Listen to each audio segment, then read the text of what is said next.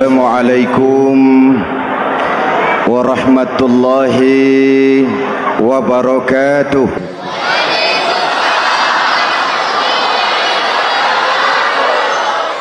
Alhamdulillahi wahdah,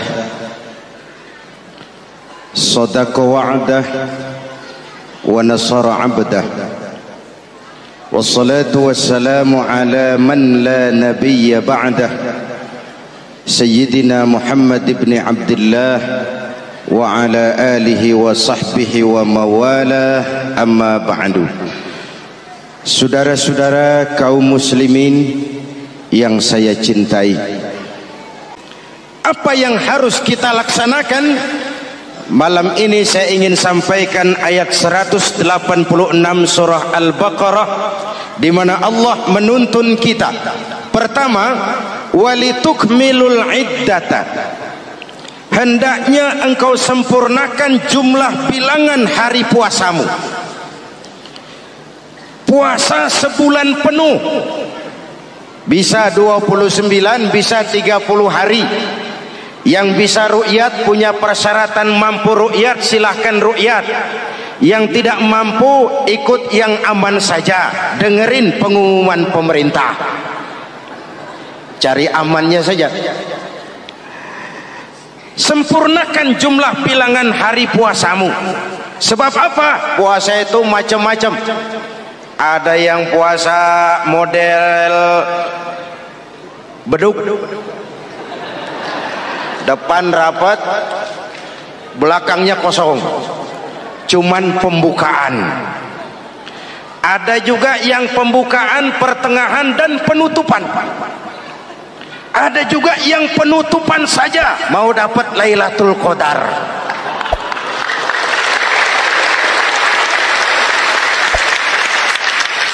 Allah berpesan, walitukmilul iddata, sempurnakan jumlah bilangan hari puasamu. Puasa itu sebulan penuh. Setelah selesai itu, walitukabbirullaha ala ma hadakum, hendaknya engkau agungkan, engkau bertakbir, mengagungkan Allah yang telah memberikan hidayah kepadamu. Tidak ada takbiran sebelum selesai Ramadan. Walitukmilul iddata, itu dulu, sempurnakan jumlah bilangan hari puasamu. Selesai baru walitukabbirullah. Jangan lebaran masih seminggu sudah Allahu Akbar, Allah ngiko. Walitukmilul iddata, sempurnakan dulu jumlah bilangan hari puasamu. Ini adab. Selesai, walitukabbirullah, baru engkau bertakbir, agungkan nama Tuhanmu. Kenapa? Ala ma hadakum, yang telah memberikan petunjuk dan hidayah kepada kita semua. Saudara, kalau bukan lantaran hidayah Allah, berat sebulan penuh enggak makan, lapar melilit perut, haus mencekik tenggorokan. Kalau bukan hidayah, berat melawan nafsu. Kalau bukan hidayah, berat melawan setan. Bagaimana enggak berat? Dia lihat kita, kita enggak lihat dia. Ini kan curang musuh begini. Semata-mata karena hidayah dari Allah. Intan paling mahal, mutiara paling berharga, tidak lain adalah hidayah. Saudara lihat dalam sejarah, kadang-kadang anak Nabi tidak dapat hidayah, tidak terpanggil mengikuti kebenaran. Kan'an, anak Nabi Nuh, betul? Kadang-kadang bapak Nabi tidak dapat hidayah. Azar, bapaknya Nabi Ibrahim. Ibrahim penegak tauhid, bapaknya produsen berhala. Kadang-kadang istri Nabi tidak mendapat hidayah, kafir, istrinya Nabi Lut. Kadang-kadang paman Nabi tidak dapat hidayah, ingkar, Abu Jahal, Abu Lahab, paman Nabi kita. Anak Nabi, bapak Nabi, istri Nabi, paman Nabi, hidayah tidak datang, mereka tidak terpanggil mengikuti kebenaran. Alhamdulillah, kita yang ponakan Nabi aja bukan,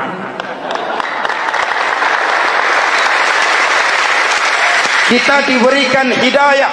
Dengan bekal hidayah itulah kita masuki nuansa Ramadan, berjuang melawan nafsu, membina takwa, melatih ridha, dengan lapar melilit perut, dengan haus mencekik tenggorokan. Allahumma lakasumtu, Tuhan untuk engkau saya laksanakan ibadah ini.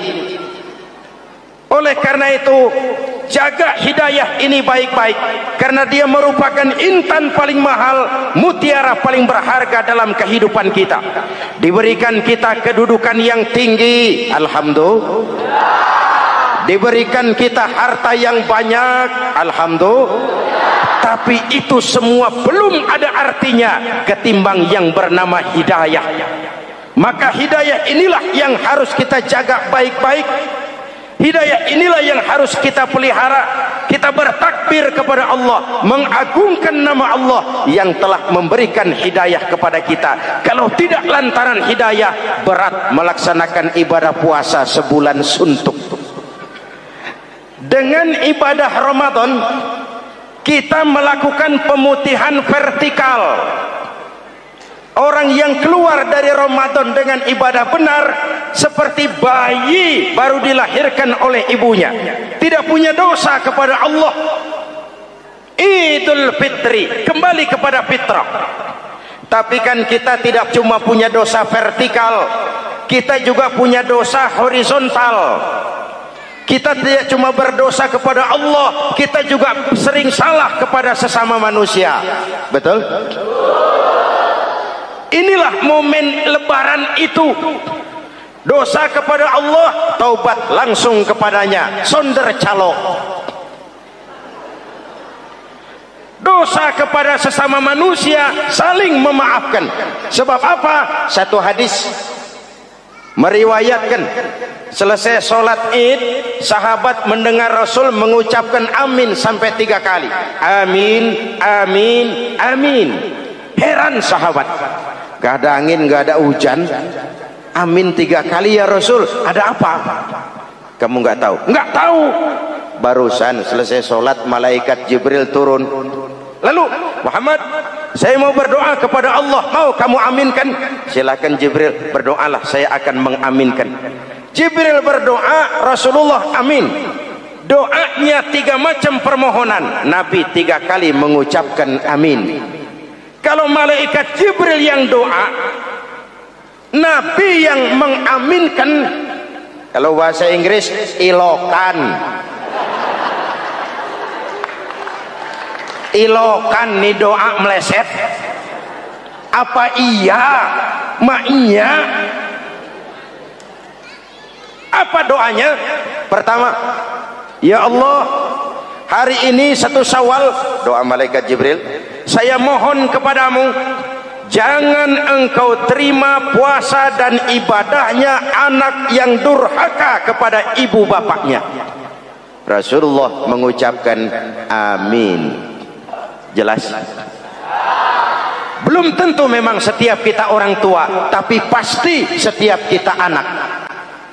Jikalau anak punya ibu dan bapak, seorang anak yang puasa Ramadan, tarawih malam hari, bayar zakat, tadarus Al-Quran, jikalau sudah durhaka kepada kedua orang tuanya, didoakan oleh malaikat Jibril, diaminkan oleh Nabi supaya puasa dan ibadahnya tidak diterima. Na'udzu.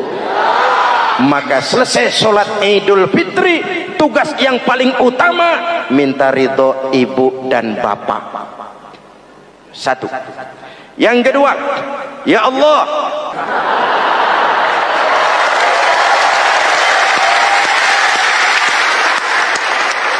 istri itu swarga manut, neraka katut.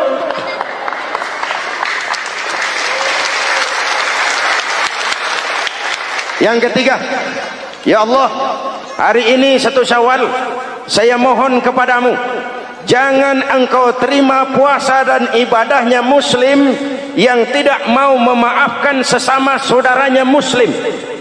Memberi maaf lebih berat daripada minta maaf, tapi memberi maaf lebih mulia daripada meminta maaf.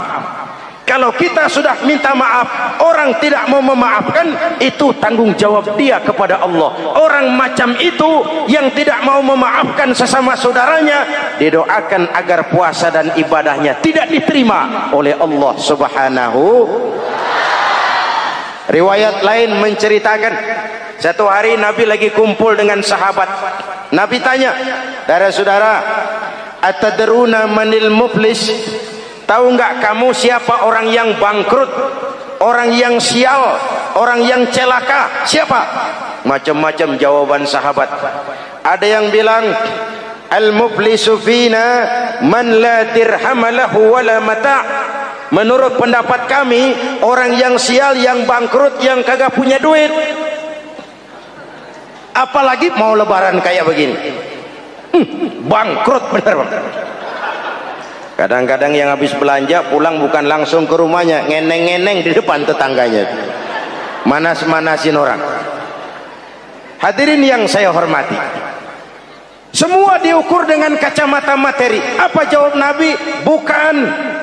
Orang bangkrut bukan yang nggak punya duit.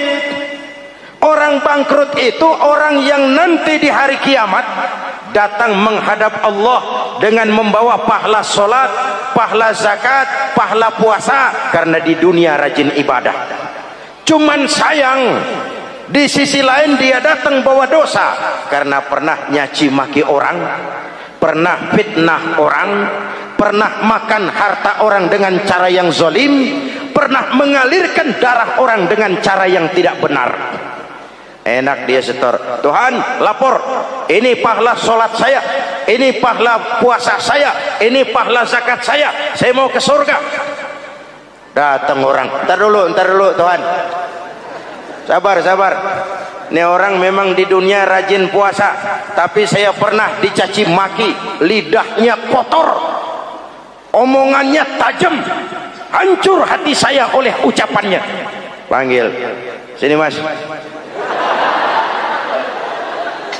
Benar ini orang pernah kamu caci maki, kamu lontarkan kata-kata pedih dan kotor, kasar. Iya, siniin pahala sholatmu, kasihin orang yang kau caci maki, kasihin. Selesai, berangkat lagi, datang lagi orang. Sebentar Tuhan, dia memang di dunia bayar zakat, tapi dia pernah makan harta orang dengan cara yang zalim, makan harta yatim. Jadi pengurus yatim, yatimnya lapar, pengurusnya yang pada kenyang.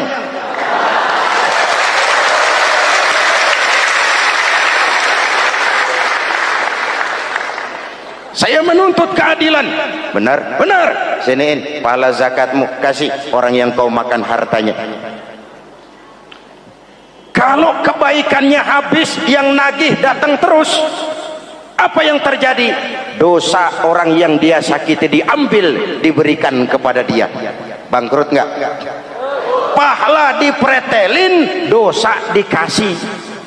Modal boros, tagihan utang datang terus. Bangkrut bin bangpak alias sial dangkalan. Tahu sial dangkalan? Itu namanya udah jatuh ketiban ember. Jatuhnya sakit, ketiban embernya bonyok.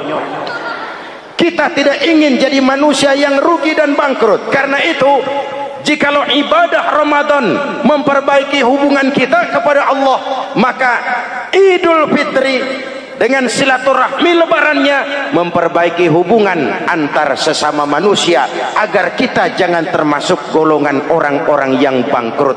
Karena cuma baik hubungannya kepada Allah, tapi tidak baik hubungannya dengan sesama manusia. Ada orang yang pernah difitnah, ada orang yang pernah dicaci maki, ada orang yang pernah dijelek-jelekin, ada orang yang hartanya dia makan dengan cara yang zalim, ada orang yang dia alirkan darahnya, dia bunuh tanpa alasan yang benar. Itu semua akan jadi bebannya di akhirat nanti. Kalau dia menyangkut hakul adami, hak-hak manusia, maka kita harus minta maaf kepada yang bersangkutan.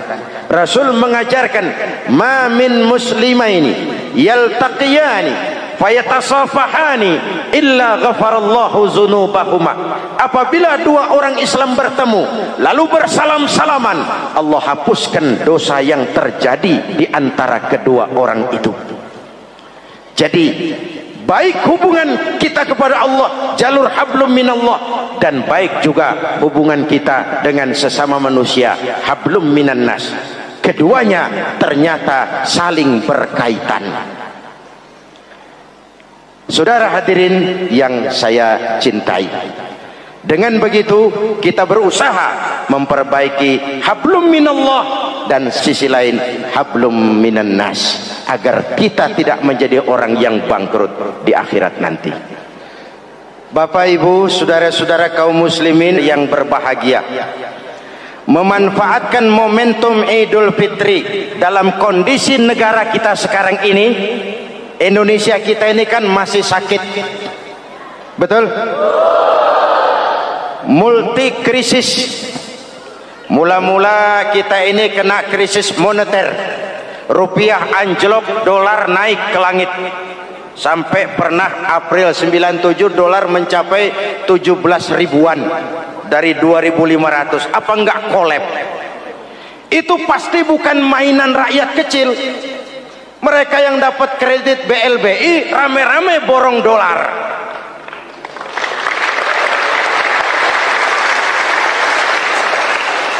Kita mah bocah kampung boro-boro borong dolar, ngeliat juga tumben. Akibat krisis moneter muncul yang lebih makro, krisis ekonomi. Perusahaan besar ambruk, konglomerat terpuruk, PHK di mana-mana, pengangguran meningkat, kriminal meningkat. Seiring dengan itu muncul yang lebih parah, krisis kepercayaan.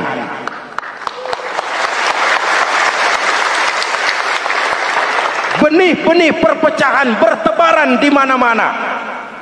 Dampaknya masih sangat terasa sampai sekarang ini. Kita lihat sekarang ini, Aceh belum selesai, Papua minta merdeka, Timur Timur cerai. Dalam kondisi seperti inilah momentum Idul Fitri harus jadi lem perekat yang menjaga keutuhan kita. Sampai Rasulullah berpesan, ini 3 pesan utama beliau yang saya sampaikan malam ini. Pertama, silman qata'ak, bersilaturahmilah kau kepada orang yang marah denganmu. Kalau orang baik kita baik lagi, pantas, memang mestinya begitu. Tapi bersilaturahmilah kepada orang yang marah denganmu. Kita harapkan lebaran nih yang silaturahmi jangan cuman kita rakyat di kampung, tapi yang ngaku atau diakui sebagai pemimpin, para elit politik di atas saling bersilaturahmi.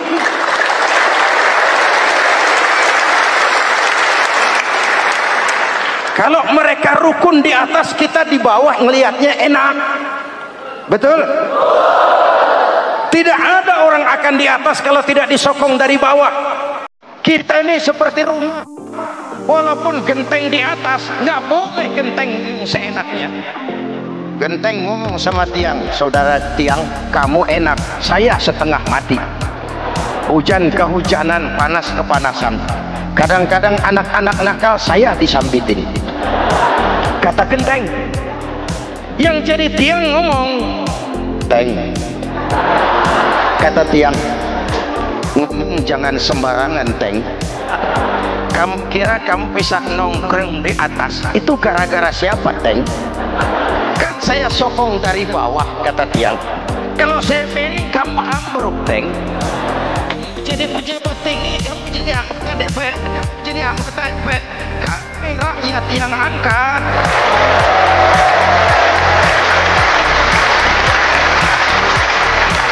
Jangan udah di atas pada berebut turu-turu dia melulu, capek rakyat. Ada yang jadi anggota dewan cuman pengen petatang peteteng, cari prestise dan gengsi. Ada yang cuma jadi trompet kekuasaan, pokoknya apa kata kekuasaan akur, setuju. Kekuasaan bilang, saudara-saudara, bumi ini lonjong, lonjong.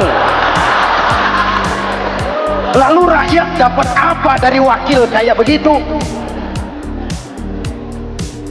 Inilah momentum Idul Fitri. Mari kita manfaatkan silaturahmi. Jangan mewarisi sifat dendam, karena dendam tidak akan menyelesaikan persoalan.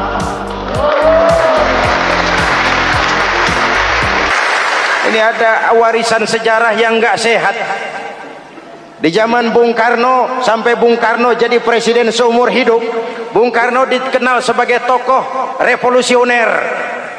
Nggak sepaham sama Bung Karno, cepat-cepat dianggap ini kontra revolusi. PKI berontak, Bung Karno jatuh, muncul Orde Baru. Bung Karno disebut Orde Lama. Yang nggak cocok sama Orde Baru, wah itu orang Orde Lama. Lalu reformasi, Orde Baru lengser, jadi lagi alat. Yang nggak cocok sama golongannya, wah itu orang Orde Baru. Kapan selesai urusan? Kalau kita terjebak dengan budaya dendam, naik ini babat itu, naik itu sikat ini, kapan mau selesai? Rasulullah lahir di Mekah, perjuangannya dihambat, dicaci maki, dilontari kotoran onta, sahabatnya dibantai, diancam mau dibunuh, hijrah ke Madinah. Setelah di Madinah jadi besar, tentaranya kuat, pengikutnya banyak, pasukannya hebat. Satu saat beliau masuk kembali ke kota Mekah dengan kekuatan full, tentara yang gagah, Quraisy pucar kacir. Ini nih Muhammad yang dulu kita caci maki, yang dulu kita ancam mau kita bunuh, yang kita usir, sekarang dia masuk dengan tentaranya yang hebat. Kalau dia menuntut balas, habis kita sekarang ini. Apa jawab Nabi? Beliau turun dari punggung onta, lalu pidato dengan tawadu. Saudara-saudara, al-yauma yaumul marhamah. Ini hari yang penuh kasih sayang. Walaupun dulu kau usir aku dari sini, kau sambiti aku, kau bantai pengikutku, aku datang bukan membalas dendam. Ini hari yang penuh kasih sayang. Tidak akan ada pertumpahan darah. Yang masuk Masjidil Haram aman, yang masuk rumah Abu Sufyan aman. Dihormatinya ketokohan Abu Sufyan di depan pengikutnya. Ini akhlak. Kenapa orang macam Mandela lebih bisa mencontoh Rasul daripada kita? Mandela yang 27 tahun mendekam dalam penjara, dia keluar tanpa bawa benih-benih dendam. Dia satukan Afrika Selatan, dia bimbing Afrika Selatan menuju kejayaan dan kemajuan. Kenapa Mandela yang tidak kenal Pancasila bisa lebih mencontoh akhlak Rasul ketimbang kita yang katanya orang-orang pengikut sunnah? Saya khawatir, ya bukan berarti saya tidak setuju, hukum harus tetap ditegakkan. Tapi kalau terus cari kambing hitam, kambing hitam, kambing hitam, kapan kita dewasa? Semua usut, saya khawatir nanti pun satu saat Nabi Adam bakal diusut. Kenapa dia makan buah khuldi? Kita jadi keleleran di Lebak Bulus begini. Kalau enggak kan kita masih di surga aja. Mari kita dewasa, mari introspeksi. Silman kotoak. Mudah-mudahan nanti lebaran kita pengen lihat nih, kalau yang di atas sudah pada satu, kita yang di bawah enak. Tapi kalau memang pada ribut juga, kita yang di bawah jangan ikut-ikutan. Nonton aja nonton. Giliran rame tepuk tangan. Oh, namanya elit susah ditebak. Nih hari dia berebut beda pendapat, ntar malam dia makan bareng. Kita di bawah udah kedongan ngasa golok. Kan berapa urusan? Sekarang udah nggak zamannya ngerahin masa. Sekarang adu argumen, biar rakyat tentukan mana yang lebih pantas. Hadirin yang saya hormati, silman qata'ak, bersilaturahmilah kepada orang yang marah denganmu. Momentum Idul Fitri harus meredam keberingasan, harus mencuatkan semangat persatuan dan kesatuan. Udah capek kita diobok-obok. Yang kedua, wa'atiman haramak. Ini masalah kepedulian. Berikan orang yang bakhil kepadamu, sampai orang yang pelit pun kasih. Kepedulian. Banyak anak-anak yatim kita, janda-janda tua. Kalau yang muda sih nggak usah dipikirin, dewan penyantunnya udah banyak aja.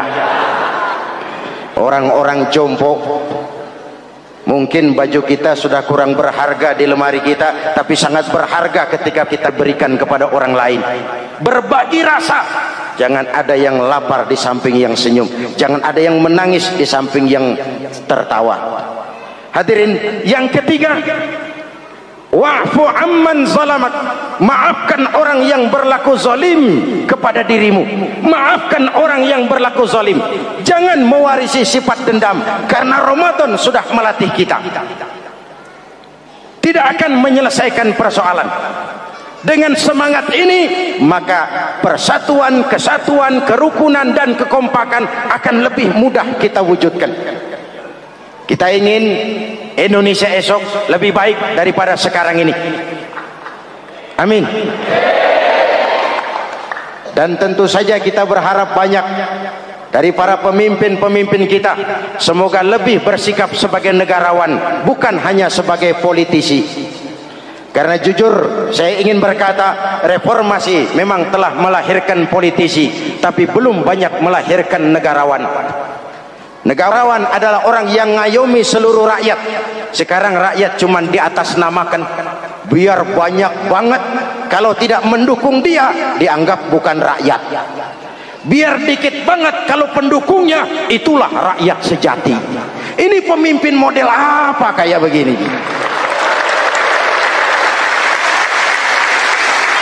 Ini kan mengkamuflase rakyat namanya. Oleh karena itu, mari sama-sama kita baca Fatihah. Kita niat, mudah-mudahan suasana sesudah Ramadan benar-benar kondusif, agar kita bangsa ini bisa keluar dari kesulitan besar yang kita hadapi sekarang ini. Para pemimpin kita semakin kompak dan bersatu, rakyat juga semakin terayomi. Ala hadhihi niyyah wa ila hadratin nabi. Al-Fatihah.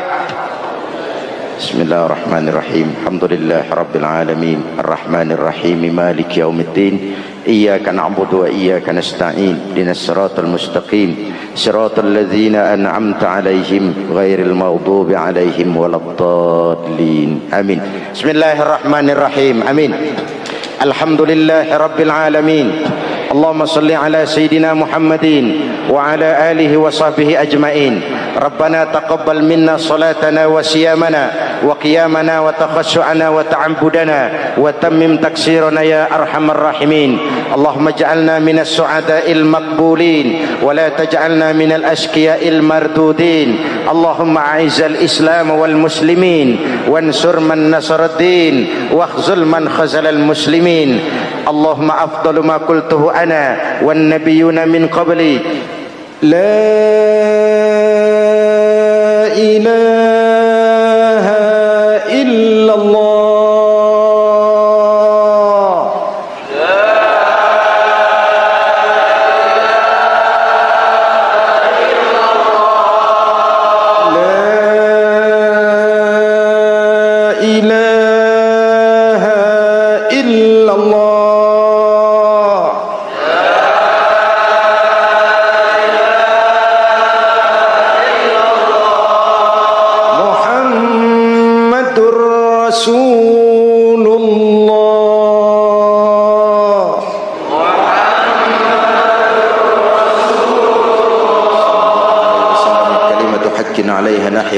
نموت وعليها نبعث إن شاء الله من الآمنين برحمتك يا أرحم الراحمين.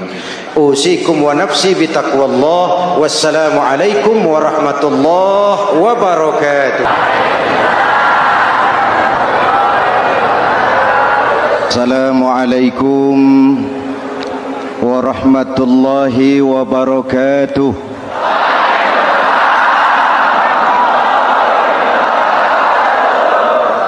Alhamdulillah wassalatu wassalamu ala rasulillah Sayyidina Muhammad ibn Abdullah wa ala alihi wa sahbihi wa mawala, amma ba'du. Hadirin hadirat ma'asyiral muslimin yang saya cintai, Ramadan adalah madrasah, sekolah tempat di mana kita banyak sekali belajar tentang hidup dan kehidupan,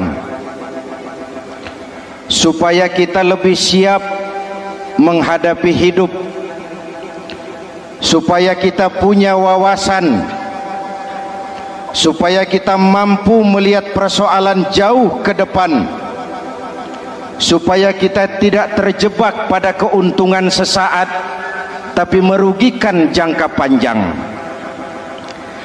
Malam ini saya ingin mengajak kita semua melihat kurikulum Ramadan. Pelajaran apa yang diberikannya kepada kita? Pertama, Ramadan mengajarkan kita menjadi orang-orang yang sabar, ulet, dan tahan uji. Ini zaman di mana persaingan tajam. Betul?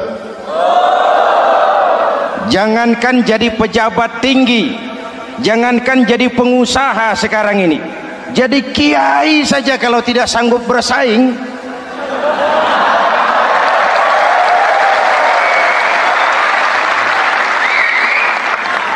ini bahasa kasar tapi jujur, karena orang sekarang hidup di zaman banyak pilihan.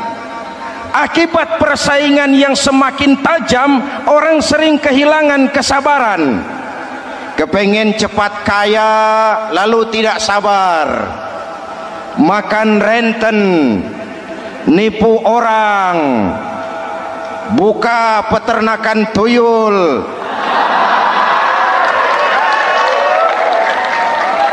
korupsi. Sekarang ini kan lagi santer Bulog Gate jilid 2. Rupanya memang tajam uang Bulog itu. Bulog sudah memakan salah seorang mantan ketuanya, Bedu Amang. Bulog sudah memakan seorang presiden. Sekarang Bulog sedang mengarah kepada ketua DPR. Kita lihat hasilnya.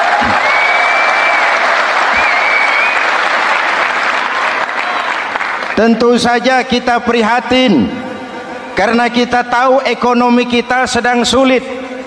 Hutang melilit leher, tetapi pada sisi lain kita melihat enak saja uang mengalir puluhan miliar untuk sesuatu yang tidak terkait dengan kepentingan rakyat.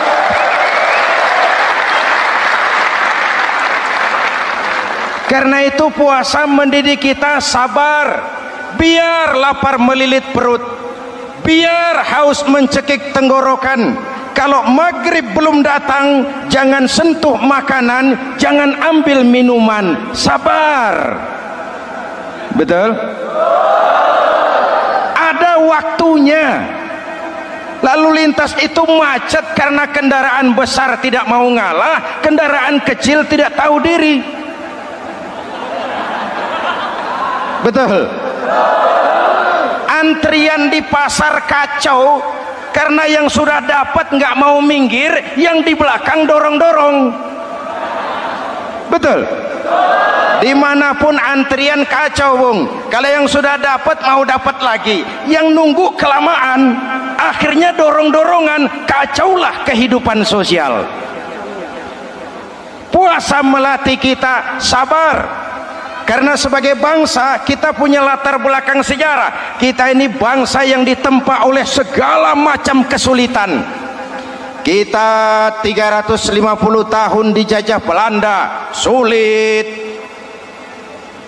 Setelah merdeka kita dirongrong oleh berbagai macam pemberontakan, susah.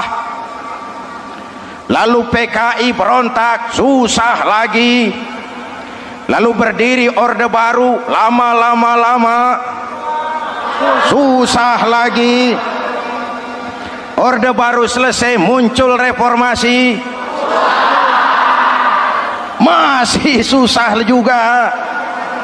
Kita bangsa yang ditempa oleh kesulitan, bangsa yang tahan bantingan, bukan bangsa yang cengeng. Karena itu mari kita menjadi diri kita. Kita akan gagal kalau kita mau jadi orang lain. Kita akan gagal kalau kita hidup di bawah bayang-bayang orang lain. jadilah kita diri kita sendiri. Sabar, ulet, dan tahan uji. Inilah kurikulum pertama dari pelaksanaan ibadah puasa. Sehingga dengan dibekali sifat sabar, kita bisa mengendalikan diri. Manusia hebatnya ya. Ayo kita banding-bandingkan malaikat, binatang, manusia. Malaikat tidak diberi nafsu, hanya diberi akal. Kalau malaikat tidak pernah salah, wajar. Jibril nggak pernah korupsi ayat. Ah, ini ada ayat bagus, saya pakai sendiri saja ini. Tidak. Malaikat maut tidak pernah salah adres mencabut nyawa orang yang belum waktunya mati. Tidak pernah. Dan itu wajar. Malaikat makhluk tanpa alternatif. Secara instinktif dia diciptakan untuk taat. Sebaliknya binatang diberi otak tapi tidak diberi akal. Binatang hanya diberi nafsu. Kalau binatang tiap hari salah, wajar. Ayam kalau sudah datang syahwatnya, tidak usah menoleh ini banyak orang apa tidak. Betul. Kuda keliling kota tidak pakai celana, tenang saja. Betul. Dan wajar, namanya juga binatang. Sedangkan manusia diberikan akal dan diberikan nafsu. Tiap hari terjadi perjuangan. Kadang akal menang, kadang nafsu yang menang. Ketika akal menang, kita lebih tinggi dari malaikat. Ketika nafsu yang menang, kita lebih rendah daripada binatang. Hadirin yang saya cintai, itu pelajaran pertama, sabar, ulet, tahan uji. Lalu pelajaran yang kedua, melahirkan sikap istiqomah, punya stabilitas temperatur batin, istilah sekarang. Soal istiqomah ini saya tidak akan menjelaskan pengertiannya, saya mau cerita saja. Mau dengar nggak? Ini tentang istiqomah. Dalam satu pertempuran, Jenderal Salahuddin Al-Ayyubi bersama tentaranya, tentara Islam, pernah mengalami kekalahan. Karena kalah, banyak yang ditahan jadi tawanan orang-orang kafir, beberapa perwira dan banyak ofsir. Tercatatlah ada 3 orang ofsir jadi tawanan raja kafir ini. Satu hari raja kafir musyawarah dengan perdana menterinya. Perdana menteri, saya tuan raja, ini tawanan Islam ini enaknya diapain? Kalau enaknya sih dibunuh saja tuan raja, selesai urusan. Soal bunuh sih gampang perdana menteri. Maksud tuan raja, bujuk saja agar dia meninggalkan Islamnya, ikut ke agama kita, nanti kita kasih hadiah. Begitu. Iya, baiklah, besok saya sidang 3-3-nya. Besoknya ini 3 ofsir disidang di tempat terbuka langsung oleh perdana menteri. Mula-mula dipanggil ofsir pertama. Ofsir pertama, ya perdana menteri, sini. Baik. Kamu tahu kamu siapa? Tahu. Siapa kamu? Tawanan. Iya, kalau tawanan bisa diatur kan? Diatur bagaimana?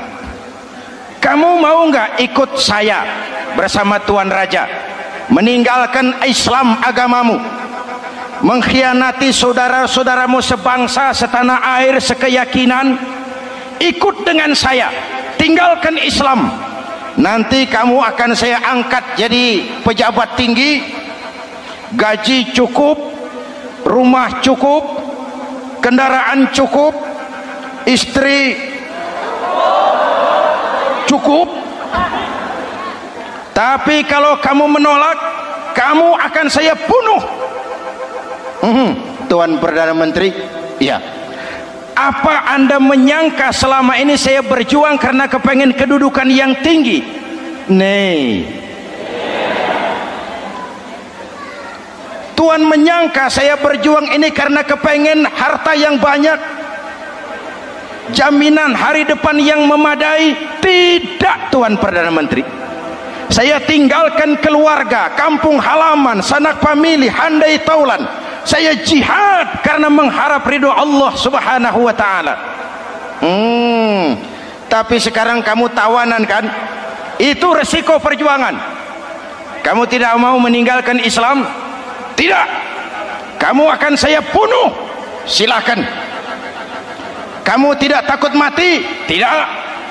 Kamu berani? Dari kemarin. Apa dikira baru sekarang saya berani? Tuan Perdana Menteri, saya berharap memang saat-saat seperti ini bisa saya temukan. Ibadah saya sedikit, solat saya kurang, puasa saya kurang. Barangkali dengan jihad saya bersimbah darah, mati di tangan Tuhan, Allah akan mengampuni dosa-dosa saya dan saya dapat tiket untuk mencapai keridhoannya.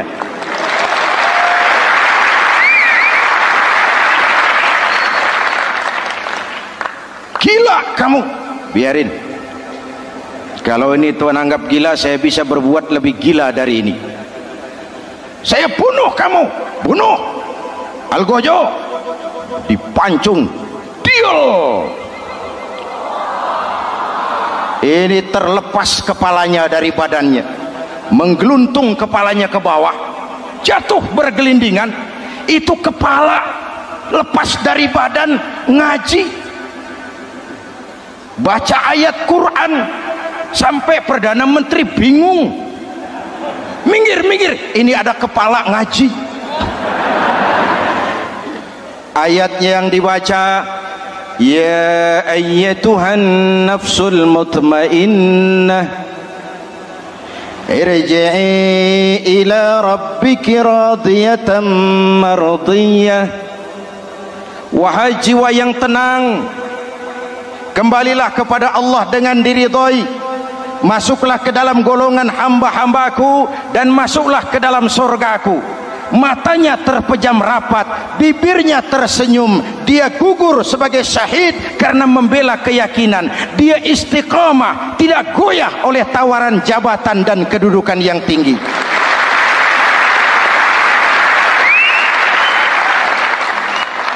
Perdana Menteri geleng kepala. Dasar orang Islam.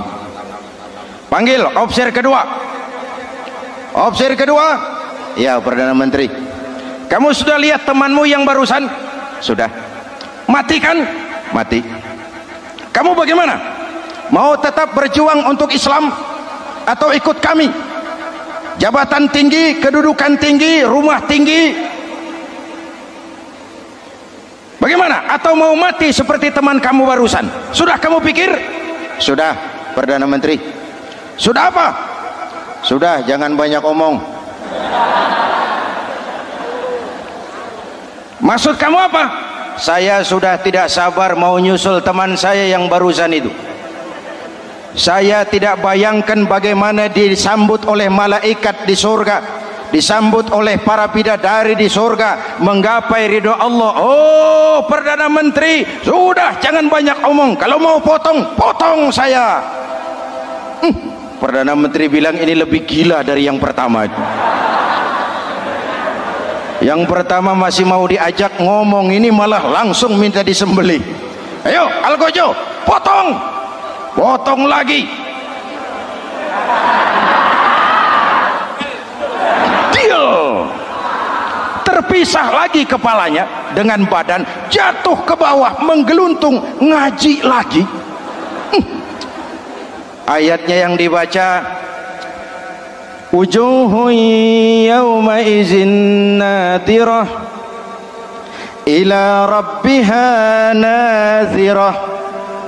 Muka mereka hari itu berseri-seri kepada ridho Allah. Mereka memandang, bibirnya senyum, matanya terpejam, dan dia ajal dengan husnul khatimah, mendapat syahid karena teguh punya keyakinan, istiqamah dalam perjuangan, tidak goyang, tidak mencela dan mencele.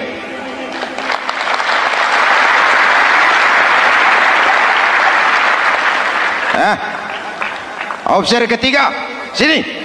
Yap, siap Perdana Menteri. Kamu sudah lihat nasib dua orang teman kamu? Sudah.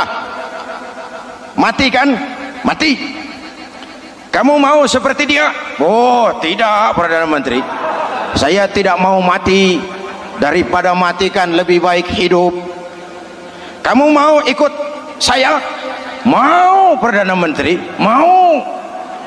Gaji besar, rumah besar, kendaraan besar, istri.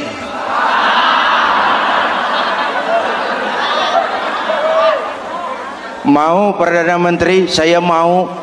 Daripada tidak jadi apa-apa, kan lebih baik jadi apa-apa. Daripada tidak punya apa-apa, kan lebih baik punya apa-apa. Oh, jadi kamu selama ini berjuang karena mau cari apa-apa? Iya. Bagus. Nanti saya musyawarah sama raja. Kamu diangkat jadi bupati di mana? Tunggu ya. Perdana Menteri laporan, Tuan Raja. Ya. Ini opsi ketiga kelihatannya baik ini. Dia mau mengkhianati teman-temannya, sebangsa, setanah air, sekeyakinan. Mengkhianati bangsanya, meninggalkan agamanya. Dia mau ikut kita. Kita angkat jadi pejabat di mana dia? Raja senyum. Oh, soal angkat mengangkat sih gampang, Perdana Menteri. Cuma saya pikir-pikir opsi ketiga ini kok tegel-tegelin. Kok sampai hati ya? Temannya sendiri, seiman, sekeyakinan, sebangsa, setanah air dikhianati karena mengejar jabatan, harta, kedudukan. Orang itu, Perdana Menteri, kalau sudah mau mengkhianati saudaranya sendiri, apalagi orang lain.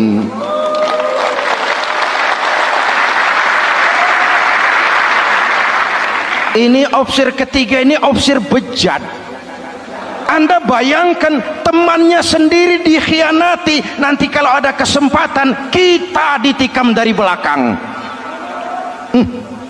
Jadi bagaimana Tuan Raja? Malah kalau saya lihat yang dua yang sudah mati itu orang hebat, Perdana Menteri, punya pendirian, istiqamah. Malah kalau bisa yang dua itu dihidupin lagi.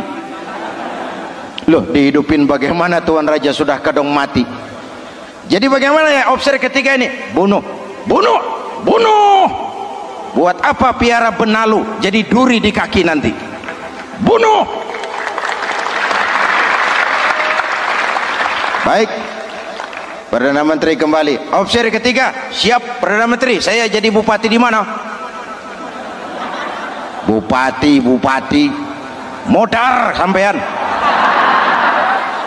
Loh, saya mau dibunuh, bunuh.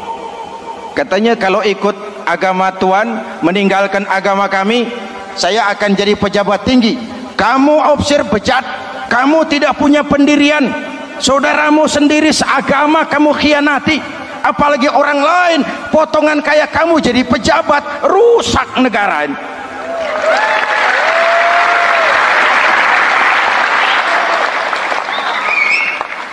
Hadirin hadirat yang berbahagia, saya lanjutkan cerita ini.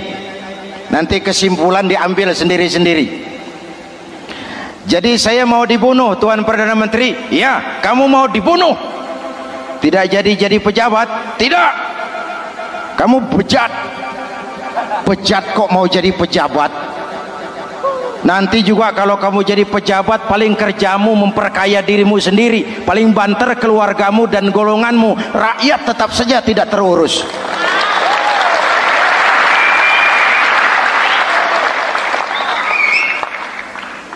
Paling-paling kamu kalau sudah jadi pejabat tinggi, kerjamu cuma membuka, meresmikan, berkunjung, meresmikan, membuka, meresmikan, berkunjung. Lah kapan kamu ngurus rakyatnya? Bejat kamu. Jadi saya dibunuh, bunuh. Iyalah, kalau mau dibunuh ya saya bunuh, tapi saya mau Islam lagi ah. Terserah, mau Islam lagi mau tidak, kamu tetap akan dibunuh. Iya, saya mau Islam lagi. Ayo cepat. Iya Pak, saya mau syahadat dulu. Cepat. Iya Pak, asyhadu macet lehernya. Ayo cepat. Iya Pak, asyhadu Tidak bisa mengucap syahadat. Ayo cepat. Iya Pak, asyhadu tidak tuntas mengucap syahadat, golok algojo keburu sampai di lehernya. Deal. Darah mancur, pisah kepala dengan badan, menggeluntung ke bawah. Ngaji lagi. Wong dia bekas santri masih bisa ngaji. Cuma ayat yang dibaca lain sama dua temannya tadi. Ayat yang dibaca, afaman haqqa alaihi kalimatul azab, afaman haqqa alaihi kalimatul azab, afa anta tunkizu man finnar. Ini ayat yang dibaca. Orang yang memang sudah dapat vonis akan mendapat azab, bisakah kamu menyelamatkan dia dari neraka? Bertahun-tahun berjuang di bawah bendera Islam untuk kejayaan Islam, di akhir hayatnya dia tergoda oleh kedudukan dan harta, oleh jabatan dan pangkat. Ia bergeser, imannya rapuh, hilang istiqomahnya, ditinggalkan agamanya, dan dalam keadaan begitu dia mati, dia su'ul khatimah. Na'udzu.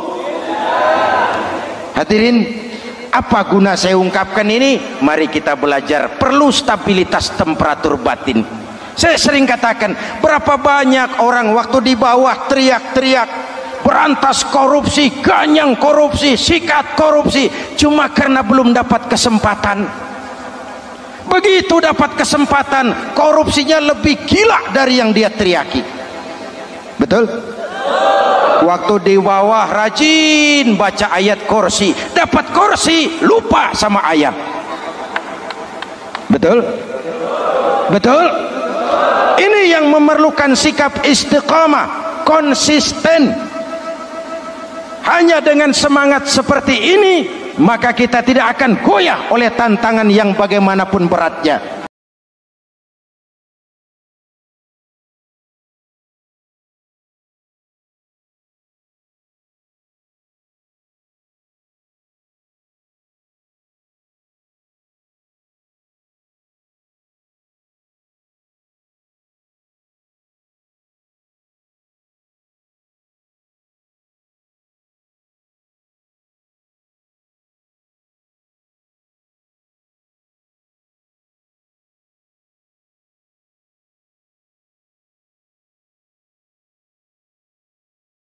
Tiga, ikhlas. Allahumma lakasumtu, untuk engkau saya berpuasa. Orang mau puji atau tidak bukan soal, orang mau lihat atau tidak bukan soal. Kalau sudah berbuat, yang penting karena Allah saja.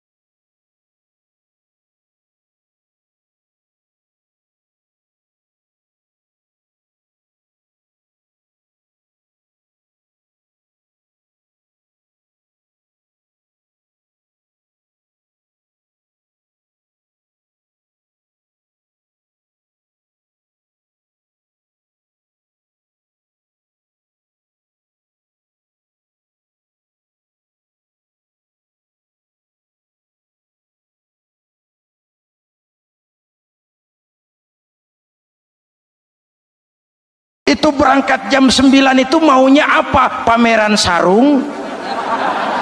Atau di dekat masjid ada janda? Atau apa? Disinilah peran keikhlasan. Keikhlasan itu bukan kata. Malah kalau kita, oh saya ikhlas loh, biasanya tidak ikhlas kalau sudah ngomong begitu. Ikhlas itu amalan batin. Puasa ini menyelamatkan kita dari penyakit riya. Saya ingatkan Al-Ghazali bilang penyakit dua macam, penyakit zahir dan batin. Bedanya apa? Pertama, penyakit zahir yang punya lebih tahu dari orang lain, tapi penyakit batin orang lain lebih tahu dari yang punya. Kalau kita punya kanker darah tinggi, kita tahu, orang lain tidak. Tapi kalau kita sombong, hasud, dengki, orang lain kadang-kadang lebih tahu dari kita yang punya. Betul? Yang kedua yang dahsyat, sehebat-hebatnya penyakit zahir cuma merusak dunia, penyakit batin merusak dunia, menghancurkan akhirat. Ginjal mati, darah tinggi mati, tumor mati, kanker mati, leukemia mati, tapi tidak berakibat akhirat. Tidak ada penduduk neraka ditanya, kenapa kamu masuk neraka? Tumor, Pak. Tidak ada. Tidak ada. Sehebat-hebatnya penyakit zahir cuma merusak dunia, tapi penyakit batin merusak dunia, menghancurkan akhirat. Sombong penyakit batin, di dunia dijauhi orang, di akhirat neraka tempatnya. Kikir penyakit batin, di dunia dijauhi orang, di akhirat neraka tempatnya. Betul? Maka Al-Ghazali heran, kalau diserang penyakit zahir kita panik, cepat-cepat cari dokter. Tapi kalau diserang penyakit batin kita tenang-tenang saja. Padahal penyakit batin merusak dunia dan lebih hebat lagi menghancurkan akhirat. Maka puasa melahirkan keikhlasan, agar di dalam melaksanakan ibadah cuma kita dan Allah saja. Inilah jiwa dan semangat yang sekarang ini pun sudah mulai menjadi langka. Semuanya karena akhirnya yang subur mental penjilat. Sumuhun dawuh, pasukan kulonuun, barisan asal bapak seneng, pasukan kumaha juragan wae, organisasi oke bos. Kita miskin dengan orang-orang yang punya prinsip, yang berani berkata ya terhadap yang benar, sanggup berkata tidak terhadap yang tidak benar, apa dan bagaimanapun resikonya. Kita terlalu kaya dengan barisan asal bapak seneng, pasukan oke bos, organisasi kumaha juragan wae, dan kita miskin dengan orang-orang yang punya kepribadian, yang tegar dan istiqomah apapun resiko yang dihadapinya. Jadi dengan keluar dari sekolah Ramadan, semangat keikhlasan makin tumbuh dalam hidup dan kehidupan kita. Ibu bapak hadirin hadirat yang berbahagia, itulah makanya puasa disebut ibadah sirriyah, ibadah abstrak, cuma kita dan Allah saja yang tahu. Ini lebih mendorong semangat keikhlasan.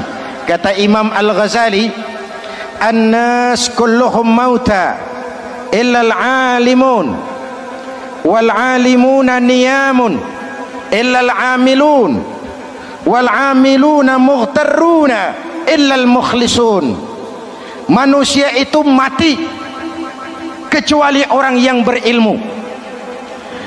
Orang yang berilmu walaupun hidup tidur kecuali yang mengamalkan ilmunya.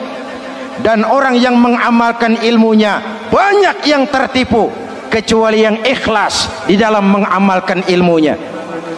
Manusia mati kecuali yang berilmu. Yang berilmu walaupun hidup tidur kecuali yang mengamalkan ilmunya.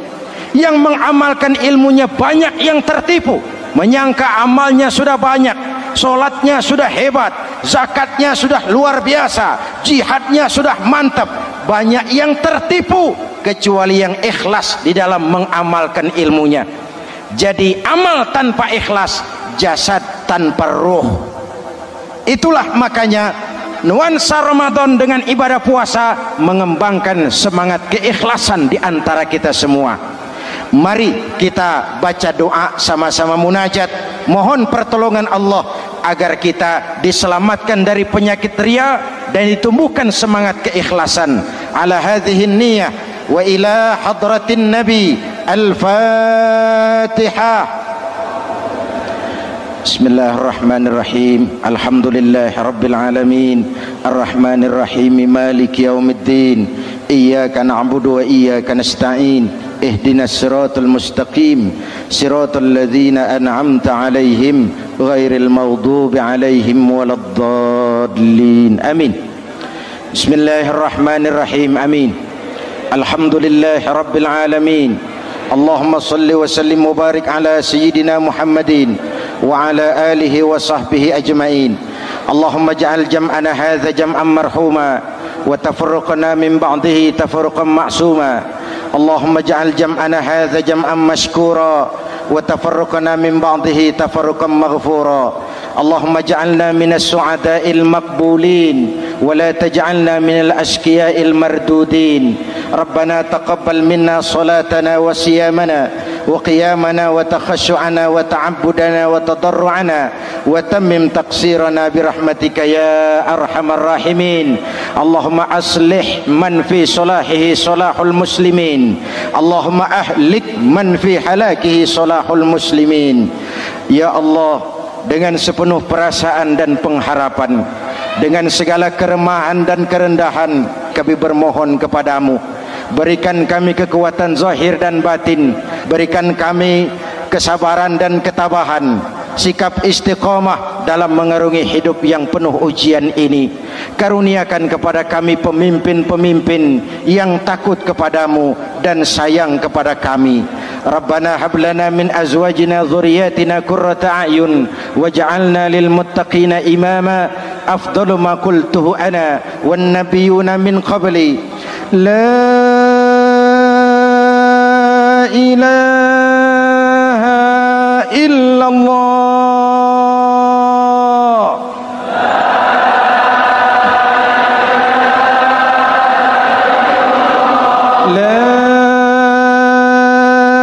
ilaha illallah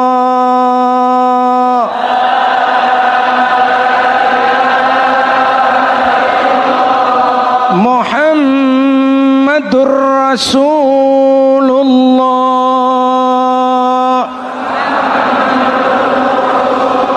amin kalimatu haqqin 'alaiha nahya wa 'alaiha namut wa 'alaiha wa biha nub'atsu insyaallah minal aminin birahmatika ya arhamar rahimin sallallahu ala sayidina Muhammadin wa ala alihi wa sahbihi ajmain hana rabbika rabbil izzati amma yasifun salamun alal mursalin walhamdulillahi rabbil alamin assalamualaikum warahmatullahi wabarakatuh